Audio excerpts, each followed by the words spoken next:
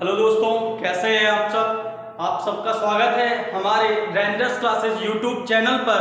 आज आपके सामने मैथ्स में एक नया चैप्टर लेकर आया हूं। बहुत ही बेजोड़ चैप्टर है। आपने इसके पहले मैथ में आप हमसे स्क्वायर एंड क्यूब पढ़े थे बहुत बेहतरीन तरीके से। लगभग उसमें 10 वीडियो मैंने अपलोड किया था आप लोगों के बीच में। अब देखिए, मैथ में एक नया चैप्टर आज लेकर आपके सामने आया हूं, ट्रिग्नोमेट्री।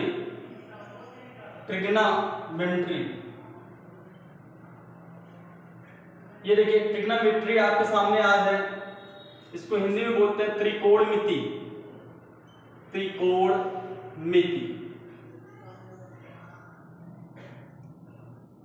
ये देखिए, आज एक ट्रिग्नोमेट्री आपके सामने मैं लेकर आया हूं जिसको हिंदी में बोलते हैं त्रिकोणमिति। अब देखिए, मैं आपको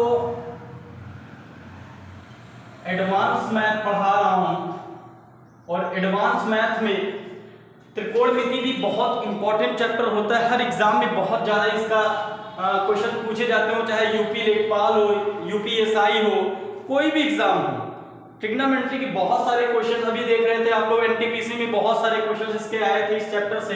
एडवांस मैथ में ये माना आता है ये चैप्टर ट्रिग्नोमेट्री, जिसको हिंदी में बोलते हैं त्रिकोणमिति।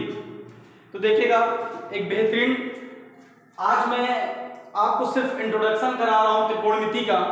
एक एक चीज अगर आप अच्छे से ध्यान दे रहे हैं और आज से ही पढ़ना शुरू कर रहे हैं तो बहुत बेहतरीन चैप्टर होगा, ये मेरा वादा है। देखिएगा, त्रिकोणमिति कहते किसे हैं ये जानिएगा। अब देखिएगा, ये देखिए त्रि मतलब 3 और कोण है, कोण मतलब 3 कोणों का, मिति मतलब 3 कोणों का माप ही त्रिकोणमिति कहलाता है। त्रिकोणमिति कहलाता है। ये देखिए आप, त्रि मतलब 3, कोण मतलब कोणों, मिति मतलब माप। 3 कोणों का माप ही त्रिकोणमिति कहलाता है। मैं आपको और बता दूं, ये कह रहा है 3 कोणों का माप। 3 कोणों का माप मतलब आप ये नहीं कह सकते एक ट्राइंगल बन गया सर, इसमें भी एक कोण, 2 कोण और 3 कोण, इसमें भी 3 कोण है सर, ये भी त्रिकोणमिति के थ्रू आएगा। ऐसा नहीं है, ये बिल्कुल रॉन्ग है। ऐसा नहीं जिसमें 3 कोण आ जाए वो त्रिकोणमिति के थ्रू ही आएगा। 3 कोणों का माप ही त्रिकोणमिति कहलाता है। अब ध्यान दीजिएगा, पूरे त्रिकोणमिति में सबसे ज्यादा आपको ये त्रिभुज यूज होगा। इसको हिंदी में बोलते हैं समकोण त्रिभुज। इसको हिंदी में बोलते हैं। और अगर आप इंग्लिश में इसको अगर जानना चाहते हैं तो right angle, angle triangle, TRIANGLE, ठीक है ना। हम समकोण त्रिभुज, हमेशा समकोण त्रिभुज का यूज कहां होता है? ट्रिग्नोमेट्री में, मतलब त्रिकोणमिति में। और ये इसको इंग्लिश में क्या बोलते हैं समकोण त्रिभुज को? राइट एंगल ट्राइंगल, ठीक है ना, राइट एंगल ट्राइंगल। समकोण किसे कहते हैं? जो 90 डिग्री का होता है। कितने अंश का होता है मेरे भाई? जो 90 डिग्री का होता है वह समकोण त्रिभुज होता है। इसे इंग्लिश में बोलते हैं राइट एंगल या ट्राइंगल। और त्रि मतलब 3, कोण मतलब कोणों, मिति मतलब माप। 3 कोणों का माप ही क्या कहलाता है? त्रिकोणमिति। देखिए, 1 कोण, 2 कोण, 3 कोण आपको दिख रहे हैं, 1 2 3। 3 कोणों का माप ही क्या कहलाता है? त्रिकोणमिति। और ध्यान दीजिएगा, सबसे ज्यादा इस पूरे चैप्टर का रियल हीरो है मेरे भाई समकोण त्रिभुज। और ध्यान दीजिएगा, 90 अंश के सामने वाली भुजा, 90 अंश के सामने वाली भुजा कर्ण होता है। और 90 अंश के ये सीधी रेखा जो होती है, 90 अंश के सामने वाली सीधी रेखा, जो सीधी रेखा होती है, ये लंब होता है। ये क्या होता है मेरे भाई? ये लंब होता है। और ये क्या होता है? ये आधार है। 90 अंश के सामने वाली भुजा कर्ण, और इससे ऊपर वाली भुजा हमेशा लंब होता है और इससे नीचे वाली भुजा हमेशा आधार होता है। कर्ण को हिंदी इंग्लिश में बोलते हैं हाइपोटेनियस, जिसको मैं शॉर्टकट में एच लिखता हूं हाइपोटेनियस, और लंब को बोलते हैं परपेंडिकुलर, जिसको मैं किससे इंडिकेशन करता हूं, पी से, और आधार को बोलते हैं बेस। क्या बोलते हैं, बेस। तो हिंदी में कर्ण, इंग्लिश में हाइपोटेनियस, और हिंदी में लंब, और इंग्लिश में परपेंडिकुलर, और हिंदी में आधार, और इंग्लिश में बेस। मतलब इस पूरे चैप्टर में राइट एंगल मतलब समकोण त्रिभुज का बहुत ही ज्यादा महत्वपूर्ण क्वेश्चंस इससे रिलेटेड आएंगे। तो एक एक क्वेश्चन का फायर तरीके से देखेगा, मैं एक एक क्वेश्चन को बहुत बेहतरीन तरीके से मैं सॉल्यूशन दे रहा हूं। तो क्या इतना चीज आपको समझ में आ गया कि ट्रिग्नोमेट्री को इंग्लिश में क्या बोलते हैं, हिंदी में क्या बोलते हैं, त्रिकोणमिति। त्रिकोणमिति का मतलब क्या होता है, त्रि मतलब तीन, कोण मतलब कोणों, मिति मतलब माप, तीन कोणों का माप ही क्या कहलाता है, त्रिकोणमिति। एक कोण, दो कोण, तीन कोण, और हमेशा तीन कोण वाले यहाँ पे कौन से ट्रायंगल यूज होते हैं, तो समकोण त्रिभुज। और समकोण त्रिभुज किसे कहते हैं, जो 90 डिग्री का होता है। ये देखिए 90 डिग्री का है, जहां भी आपको 90 डिग्री का दिखेगा समझ लीजिएगा आप समकोण त्रिभुज है। समकोण त्रिभुज को इंग्लिश में क्या बोलते हैं, राइट एंगल ट्रायंगल। और 90 अंश के सामने वाली भुजा हमेशा कर्ण, और ऊपर वाली भुजा लंब, और नीचे वाली भुजा आधार। आधार को इंग्लिश में बेस, और यहाँ सॉरी हिंदी में बेस, और इंग्लिश में बेस और हिंदी में आधार बोलते हैं। और ये हिंदी में कर्ण, इंग्लिश में हाइपोटेनियस, ये लंब और इंग्लिश में परपेंडिकुलर। तो आगे देखिएगा टॉपिक में आगे बता रहा हूं आपको। आज बहुत ही गर्मी है, आज इच्छा नहीं था बैच लेने का, लेकिन तब भी हमने कोशिश किया कि गैप ना हो। बाकी बहुत ज्यादा गर्मी है आज, हालत से खराब हो जाती है बैच को अटेंड करने में। देखिएगा आगे, देखिएगा मैं क्या बताने चल रहा हूं। एक चीज ध्यान दीजिएगा, अगर आप जानते हो पाइथागोरस प्रमेय, पाइथागोरस प्रमेय, पाइथागोरस प्रमेय क्या है, बिल्कुल अच्छे ध्यान दीजिएगा।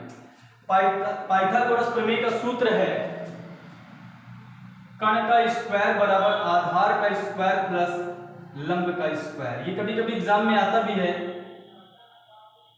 कि पाइथागोरस प्रमेय का सूत्र क्या है, तो कर्ण का स्क्वायर बराबर आधार का स्क्वायर प्लस लंब का स्क्वायर। ध्यान दीजिएगा, अगर कभी आप आधार का वैल्यू बताएंगे तो लंब तो यही रहेगा ही, और ये प्लस के है तो उधर जाएगा माइनस के हो जाएगा, ठीक है ना। तो ये एक फार्मूला ये भी बन जाता है। अगर आप कभी लंब का वैल्यू बताते हैं तो बिल्कुल ध्यान दीजिएगा, अगर कभी लंब का वैल्यू बताए आप, और बिल्कुल ध्यान दीजिएगा कि यहाँ पे अगर कभी भी लंब बताएंगे तो लंब के कंडीशन पर भी वही हाल होता है। आप कर्ण का स्क्वायर या तो ऐसे ही कर लीजिएगा, या इतना फार्मूला मत जानिए, मैं आपको सिंपली वे में अभी ट्रिक से सिखा देता हूँ। अगर इतना ध्यान देंगे तो बहुत परेशान हो जाएंगे आप। बस इतना ध्यान दीजिएगा कि पाइथागोरस प्रमेय का सूत्र है कर्ण का स्क्वायर बराबर आधार का स्क्वायर प्लस लंब का स्क्वायर। तो बिल्कुल ध्यान दीजिएगा, मैं इस पे आपको सेटिस्फाइड कर रहा हूं, ध्यान दीजिएगा एकदम अच्छे से। ये ए, ये बी और ये सी, और ये 90 अंश का। मैंने कहा ना पूरे ट्रिग्नोमेट्री का रियल हीरो समकोण त्रिभुज है। राइट एंगल रहेगा तभी सॉल्यूशन बहुत बेहतरीन हो पाएगा। तो ध्यान दीजिएगा, अब मैं यहाँ पे इस फार्मूला को यूज नहीं करूंगा, मैं इस फार्मूला को यूज नहीं करूंगा, इस फार्मूला को यूज नहीं करूंगा, तब मैं किसका यूज करूंगा, मेरी एक ट्रिक है। अगर आप इस ट्रिक को ध्यान देते हैं तो बहुत बेहतरीन सॉल्यूशन है। जब कर्ण का वैल्यू पूछेगा तो आप प्लस करेंगे, जब आधार का वैल्यू पूछेगा तो आप माइनस करेंगे, जब लंब का वैल्यू पूछेगा तो आप माइनस करेंगे। तो एकदम अच्छे ध्यान दीजिएगा, कर्ण का वैल्यू पूछेगा तो प्लस, आधार का वैल्यू पूछेगा तो माइनस, लंब का वैल्यू पूछेगा तो माइनस। ये क्या है आप समझ नहीं पा रहे, बिल्कुल परेशान मत होइए। ये जो ट्रिक बना है ये पाइथागोरस प्रमेय से ही मैं चुरा कर बनाया हूं, लेकिन ये कैसे यूज होगा अभी मैं आपको बता रहा हूं। अगर मैं कह दूं कि इसकी वैल्यू 4 और इसकी वैल्यू 3 और आप कर्ण की वैल्यू निकाल लो, मेरे भाई मैंने आपको बताया था 90 अंश के सामने वाली भुजा क्या होती है, कर्ण, और नीचे वाली भुजा आधार, और ये वाली भुजा लंब। तो मैं कर्ण की वैल्यू निकालना है। पहले तो हम आपको बेसिकली सिखा रहे हैं इस फार्मूले से, ध्यान दीजिएगा, पहले इस फार्मूले सिखा रहे हैं। कर्ण का वैल्यू नहीं पता है, मैंने कर्ण स्क्वायर ही लिख दिया, और आधार बराबर पता है, आधार बराबर क्या है 3, और 3 का स्क्वायर लगा दिया, और लंब बराबर पता है 4, मैंने 4 का स्क्वायर लिख दिया।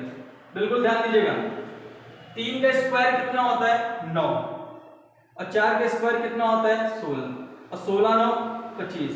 अब ध्यान दीजिएगा यहाँ पे भी कर्ण स्क्वायर। अब ध्यान दीजिएगा, मैंने आपको मैथ में कई बार पढ़ाया कि जब कभी आप स्क्वायर हटाएंगे तो यहाँ पे क्या लग जाएगा रूट।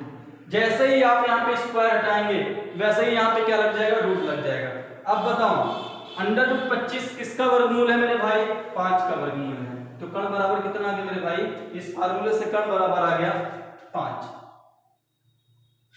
5। ये आपका आंसर है भाई, कर्ण बराबर 5 आ गया।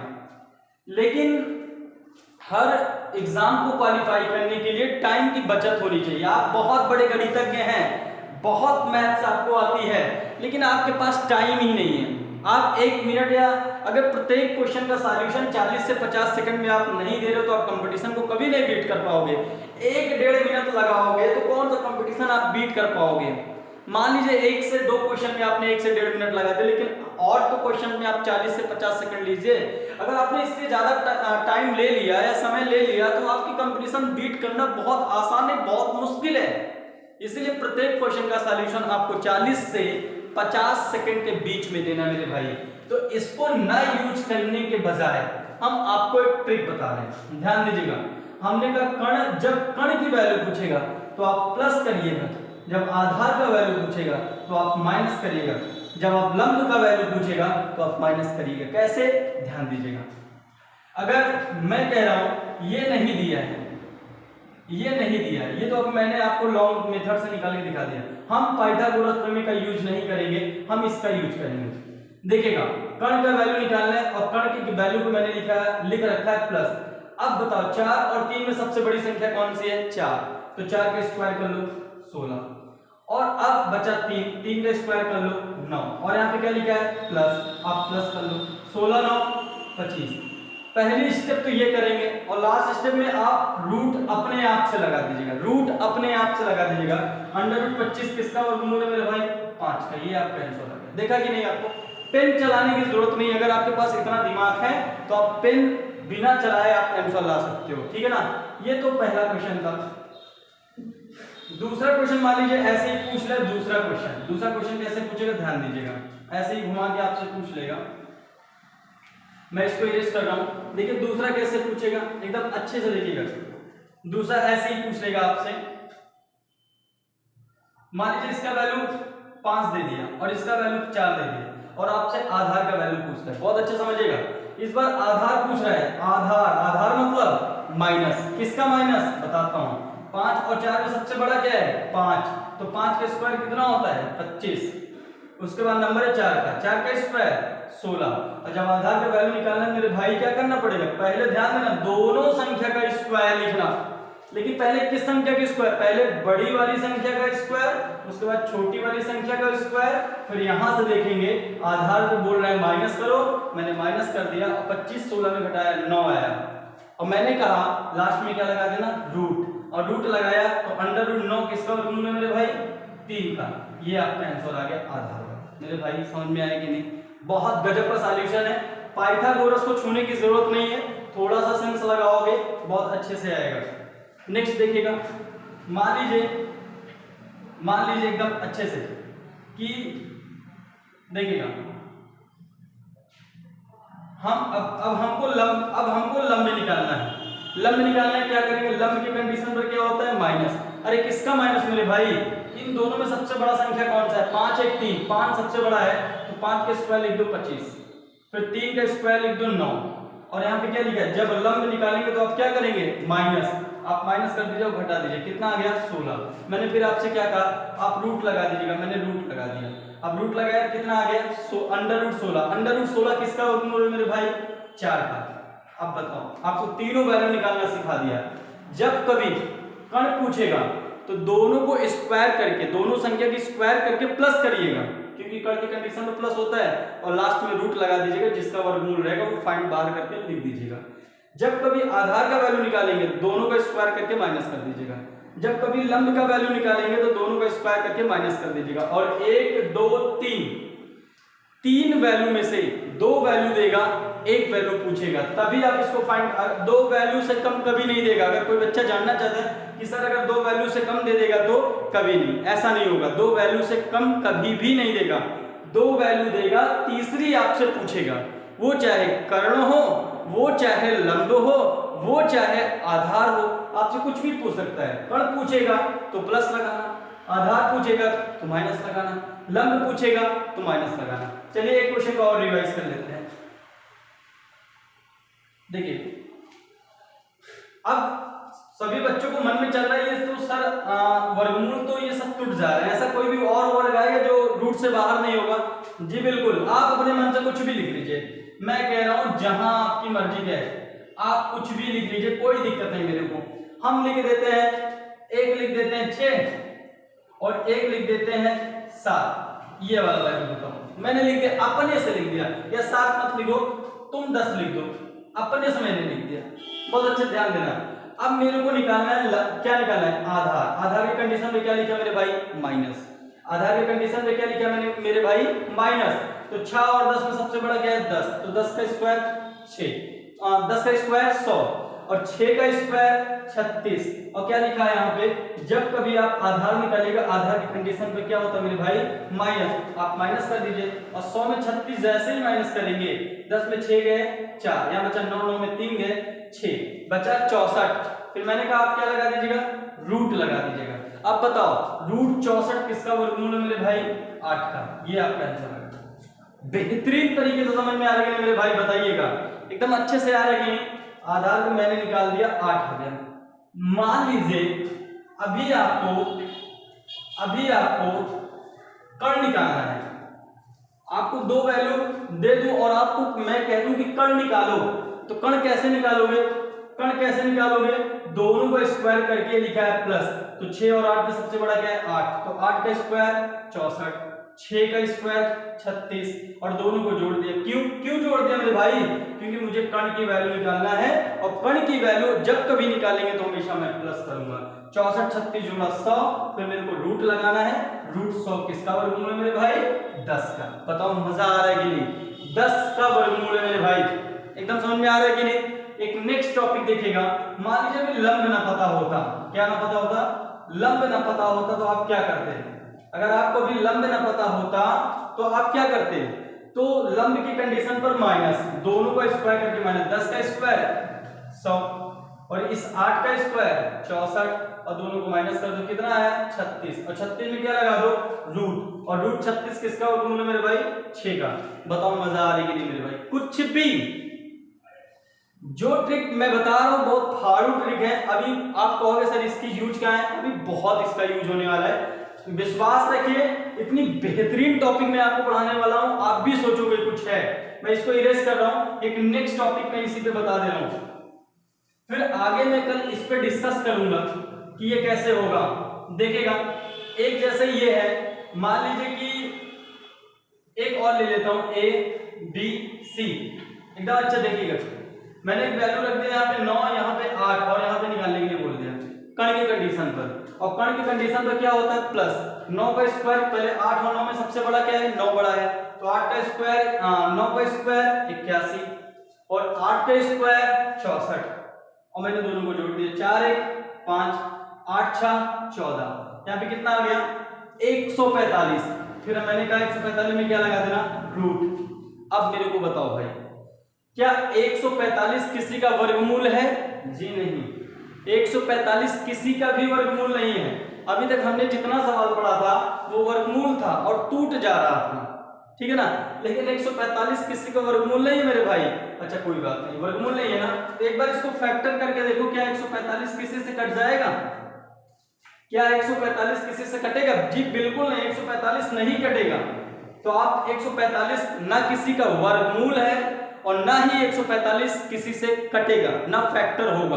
और जब फैक्टर नहीं होगा तो आप डायरेक्ट लिख दीजिए अंडर रूट 145 आपका आंसर। लेकिन मेरे भाई अगर इसी अंडर रूट 145 का स्थान पर अगर 40 आ गया होता तब तो आप अंडर रूट 40 आंसर थोड़ी ना लिखते। क्यों ना लिखते? क्योंकि अंडर रूट 40 को अगर आप फैक्टर करते तो 40 टूटेगा 20 2 से 40 को काटा 20, 2 से 20 को काटा 10, 2 से काटा 5, 10 को 5 और 5 से काटा 1। अब देखो ये वर्गमूल है और मैंने कहा था वर्गमूल में 2 2 का जोड़ा, घनमूल में 3 3 का जोड़ा बनता है। तो मैं √40 अगर लिख दूंगा तो सवाल गलत हो जाएगा। मेरे को √40 नहीं लिखना है। यहाँ पे एक जोड़ा बना, एक 2 बाहर, इसका जोड़ा नहीं बना, इसका जोड़ा नहीं बना तो गुणा करा के अंदर लिख दो। 5 2 10, रूट में ऐसा लिख दीजिए, आपका आंसर आ जाएगा। आप मेरी बात को समझ रहे हैं कि नहीं? जिसका जोड़ा बनता है उसमें से एक बाहर होता है संख्या, और जिसका जोड़ा नहीं बनता उसको गुणा करा के रूट्स में लिखते हैं। बिल्कुल समझ में आ रही है? एक पहला कंडीशन तो ये होगा उसका फैक्टर ही नहीं होगा, कटेगा ही नहीं, उसको डायरेक्टली लिख देना है। और एक कंडीशन ये होगा कि उसका फैक्टर मतलब ये किसी 40 तो किसी का वर्गमूल तो नहीं है मेरे भाई, लेकिन इसका फैक्टर तो हुआ, इसका फैक्टर हुआ तो ये निकल कर आया।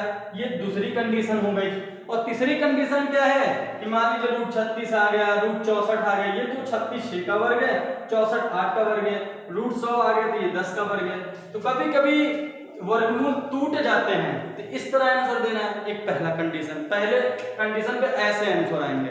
एक दूसरा कंडीशन कैसे आ सकता है? इस तरह, ना वर्गमूल होगा ना फैक्टर होगा। और तीसरा आंसर कैसे आ सकता है?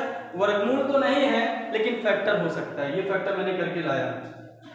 तो दोस्त एक एक चीज मैं आपको बहुत बेहतरीन तरीके से समझा रहा हूं। अब आगे देखेगा, मैं और एक टॉपिक इसी में ऐड कर रहा हूं, देखेगा।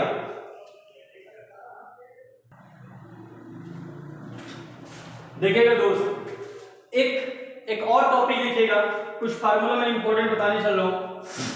अच्छे देखिएगा, एक यहां पे लिख लीजिएगा लाल बटे कक्का, लाल बटे कक्का। ये साइन थीटा, ये cos theta, tan theta, cosec theta, sec theta, cot theta. बिल्कुल ध्यान दीजिएगा, यहां पे ध्यान दीजिएगा। अगर साइन थीटा बराबर पूछेगा, साइन थीटा बराबर होता है लंब बटा कर्ण, लंब बटा कर्ण। और कॉस थीटा बराबर पूछेगा तो आधार बटा कर्ण, ये आप लोग रट लीजिए एकदम। और टैन बराबर पूछेगा तो लंब बटा आधार। और अगर कॉसेक बराबर पूछेगा तो कर्ण बटा लंब। और अगर सेक का पूछेगा तो कर्ण बटा आधार। और अगर कॉट का पूछेगा तो आधार बटा लंब।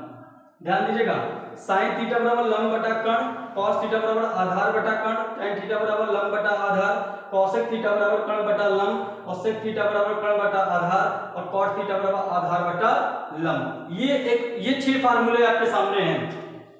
लाल बटे कक्का से आप 6 फार्मूला निकाल। मैं ऐसे पूछूंगा कि साइन थीटा बराबर, तो आप जवाब दीजिएगा लंब बटा कर्ण, कॉस थीटा बराबर आधार बटा कर्ण, टैन थीटा बराबर लंब बटा आधार, कॉसेक थीटा बराबर कर्ण बटा लंब, सेक थीटा बराबर कर्ण बटा आधार, कॉट थीटा बराबर आधार बटा। लेकिन आप परेशान मत होइए, मैं आपको एक ट्रिक बता रहा हूं, ध्यान दीजिएगा। Sine theta, cos theta, tan theta, आप इन 3 को याद कर लीजिए बस। लास्ट के 3 आपको याद हो जाएंगे, इन तीनों को आप याद कर लीजिएगा, लास्ट के 3 आपको और याद हो जाएंगे। ध्यान दीजिएगा, राजा दशरथ की 3 पटरानियां थी। कहानी को सुनो पहले। राजा दशरथ की 3 पटरानियां थी और तीनों पटरानियों को जो है पुत्र की प्राप्ति नहीं हो रही थी। तो उन्होंने एक ऋषि मुनि से जाकर पूछा कि जो है ऋषि मुनियों से जाकर पूछा कि महाराज मेरे घर में पुत्र की प्राप्ति नहीं हुई, या हमें पुत्र की प्राप्ति नहीं हो रही है। तो राजा दशरथ को ऋषि मुनि ने कहा आप एक अपने घर में महायज्ञ कराइए। उस महायज्ञ में आपके प्रत्येक पटरानियों के 2-2 बेटे होंगे, आपके प्रत्येक पटरानियों के 2-2 संतान होंगे। लेकिन बिल्कुल ध्यान दीजिएगा, एक संतान सीधा और दूसरा संतान बिल्कुल उल्टा, ठीक है ना। एक संतान सीधा होगा और दूसरा उल्टा होगा, और एक संतान सीधा तो दूसरा उल्टा। उल्टा मतलब आप सोच रहे होंगे कैसे उल्टा। महायज्ञ जब उन्होंने अपने घर में कराया तो ऋषि मुनि ने कह दिया जाओ।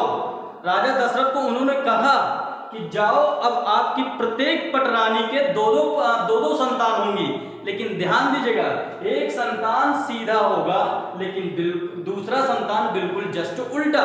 उल्टा मतलब एक सीधा एक दुष्ट। गांव में कहते नहीं है कि भैया हमारा बड़ा वाला बेटा बहुत सीधा है लेकिन छोटा वाला बेटा बहुत ही दुष्ट है, कहते हैं कि नहीं? ऐसे राजा दशरथ जी को जब यज्ञ कराए तो ऋषि मुनियों ने कह दिया आपका एक बेटा सीधा होगा और दूसरा बेटा ही बहुत दुष्ट होगा। एक बेटा सीधा दूसरा दुष्ट, एक सीधा दूसरा दुष्ट, मतलब उसका जस्ट अपोजिट। तो आप मेरे भाई कह सकते हो कि साइन का उल्टा कॉसेक, कॉस का उल्टा सेक और टैन का उल्टा कॉट। मैं आपसे पूछूंगा कि साइन का उल्टा, तो आप बताएंगे कॉसेक, कॉस का उल्टा सेक, टैन का उल्टा कॉट। ये जस्ट अपोजिट है मेरे भाई, तो बिल्कुल ध्यान दीजिएगा। साइन का उल्टा कॉसेक, कॉस का उल्टा सेक, टैन का उल्टा कॉट। अब ध्यान दीजिएगा साइन थीटा बराबर लंब बटा कर्ण, तो साइन का उल्टा क्या होता है? कॉसेक। ये लंब बटा कर्ण है तो ये कर्ण बटा लंब है। बताओ मजा आ रही कि नहीं? इसको याद कर लो, buy one get one free. एक याद करो एक फ्री में पा जाओ। कॉस थीटा बराबर आधार बटा कर्ण, तो कॉस का उल्टा सेक, आधार बटा कर्ण का उल्टा कर्ण बटा आधार, और टैन का उल्टा कॉट, टैन बराबर लंब बटा आधार, तो कॉट बराबर आधार बटा लंब। तीन सीधा तो तीन जस्ट उल्टा, तीन फार्मूला सीधा और तीन उल्टा। साइन का उल्टा कॉसेक, कॉस का उल्टा सेक, टैन का उल्टा कॉट। एक बेटा सीधा दूसरा बेटा उल्टा। तो बिल्कुल ध्यान दीजिएगा, बहुत अच्छे से एक्सप्लेन किया हूं। और ध्यान दीजिएगा जब इस तरह के फार्मूला पूछता है तो यहां पे पहले साइन, फिर यहां पे कॉस, फिर यहां पे टैन, यहां पे कॉसेक, यहां पे सेक, यहां पे कॉट। साइन का जस्ट अपोजिट कॉसेक, कॉस का जस्ट अपोजिट सेक, टैन का जस्ट अपोजिट कॉट। ऐसा तब लिखिएगा जब L बाई के A बाई के ऐसा फार्मूला पूछेगा तब। मैं बार बार ऐसा क्यों एक्सप्लेन कर रहा हूं? क्योंकि इसमें एक फार्मूला और छिपा है, मैं उसको भी एक्सप्लेन कर दे रहा हूं। बिल्कुल ध्यान दीजिएगा, सब कुछ यही है, बस जहां कॉसेक है आप वहीं पे कॉट कर दीजिएगा, और जहां कॉट है आप वहीं पे कॉसेक कर दीजिएगा, और बाकी सब कुछ यही रहने दीजिए। इसको मैं इरेज कर दे रहा हूं, सब कुछ यही रहने दीजिए। बिल्कुल अच्छे से देखिएगा, मैं सब कुछ इरेज कर दे रहा हूं, एकदम अच्छे से ध्यान दीजिएगा। मैंने अभी आपसे क्या बताया कि साइन का उल्टा कॉसेक, कॉस का उल्टा सेक और टैन का उल्टा कॉट। एक बेटा सीधा और एक बेटा जस्ट अपोजिट। बिल्कुल ध्यान दीजिएगा। अब देखिएगा इसमें स्टार बना दो। अपने मोबाइल में स्टार देखा होगा, बिल्कुल इसी तरह दिखता है। देखो मैंने स्टार बना दिया, ये देखिए स्टार बना दिया, यू और यू और यू स्टार बनाया कि नहीं? बस फर्क इतना है, जब स्टार वाला फार्मूला चलेगा तो पहले कॉसेक यहां था, कॉट यहां था। हमने क्या किया, कॉसेक यहां जो था यहां कर दिया, जो कॉट यहां था मैंने यहां कर दिया। ऐसा क्यों कर दिया अभी जस्ट बताता हूं। साइन का उल्टा क्या दिख रहा है? कॉसेक। देखो ऐसे ही तो गया था मैं, तो साइन का उल्टा कॉसेक 1/1 जरूर लगा लेना, कॉसेक थीटा। कॉस का उल्टा 1/6 1 जरूर लगा लेना, और टैन का उल्टा 1/cot थीटा, मैंने 1/cot थीटा लिख दिया। और कॉट का उल्टा अब देखना कॉसेक आ गया, तो कॉसेक का उल्टा 1/sin थीटा, और ध्यान देना सेक का उल्टा 1/cos थीटा, और कॉट का उल्टा 1/tan थीटा। अब ध्यान दीजिएगा बिल्कुल, साइन का उल्टा कॉसेक, कॉसेक का उल्टा साइन, कॉस का उल्टा सेक, सेक का उल्टा कॉस, टैन का उल्टा कॉट, अरे गलत लिख दिया था क्या, टैन का उल्टा कॉट, तो कॉट का उल्टा टैन। मतलब आप 3 याद कर लीजिए, सिर्फ यहां तक, ऊपर 3 याद कर लीजिए, 3 आपको ऑटोमेटिक याद हो जाएंगे। साइन का उल्टा कॉसेक, कॉसेक का उल्टा साइन, कॉस का उल्टा सेक और सेक का उल्टा कॉस, टैन का उल्टा कॉट, कॉट का उल्टा टैन। बताओ मेरे दोस्त कैसा लगा आपका ये वीडियो आज? बिल्कुल बहुत बेजोड़ तरीके से पढ़ा है कि जब स्टार वाले फार्मूले चलेंगे तो कॉसेक के स्थान पे कॉट लिख देना और कॉट के स्थान पे कॉसेक लिख देना, और ऐसे ही स्टार बना के सीधा फार्मूला एक्सप्लेन करना। और ध्यान देना इन तीनों का उल्टा जस्ट नीचे है, साइन का उल्टा कॉसेक, कॉस का उल्टा सेक, टैन का उल्टा कॉट। और एक फार्मूला मैं और लिखवा दे रहा हूं, आप याद कर लीजिएगा बिल्कुल। यहां पे मैं लिखवा दे रहा हूं कि टैन थीटा बराबर होता है साइन थीटा बटे cos थीटा। ये भी एक फार्मूला है कि tan थीटा बराबर sin थीटा बटे cos थीटा, और tan का उल्टा जस्ट क्या होता है cot थीटा। जब tan का उल्टा cot होता है तो इसका फार्मूला भी उल्टा हो जाएगा cos थीटा बटे sin थीटा। मतलब tan थीटा बराबर sin थीटा बराबर cos थीटा, sin थीटा बटे cos थीटा, तो tan का उल्टा cot है तो जब tan बराबर इतना है तो cot बराबर इसका जस्ट अपोजिट हो जाएगा। sin बटा cos था, ये cos बटा sin हो गया। अगर कोई पूछेगा ऐसा क्यों उल्टा हुआ तो आप जवाब दीजिएगा कि क्यों tan का उल्टा क्या है cot, और cot का उल्टा क्या है tan। तो जब ये उल्टा है तो उसका फार्मूला भी अपोजिट हो गया। तो दोस्त गर्मी बहुत तेज है, तो बताइए आपको वीडियो कैसा लगा। मैं मेहनत तो कर रहा हूँ ट्रिग्नोमेट्री, आज आपको इंट्रोडक्शन पार्ट समझाया, कल इस पर कुछ क्वेश्चंस लेकर आते हैं आपके लिए। तो बताइएगा कमेंट्स बॉक्स में, कमेंट्स जरूर करिए। और दोस्त प्लीज हमारे यूट्यूब चैनल को प्लीज लाइक, शेयर, कमेंट्स और सब्सक्राइब जरूर करें, और अपने ज्यादा से ज्यादा दोस्तों तक शेयर करें। चलिए दोस्त, अब आपको नेक्स्ट वीडियो के साथ मिलते हैं, क्योंकि गर्मी बहुत तेज है। आपको एक नेक्स्ट वीडियो के साथ मिलते हैं, तब तक दोस्त नेक्स्ट वीडियो के साथ मिले, तब तक जय हिंद, जय भारत।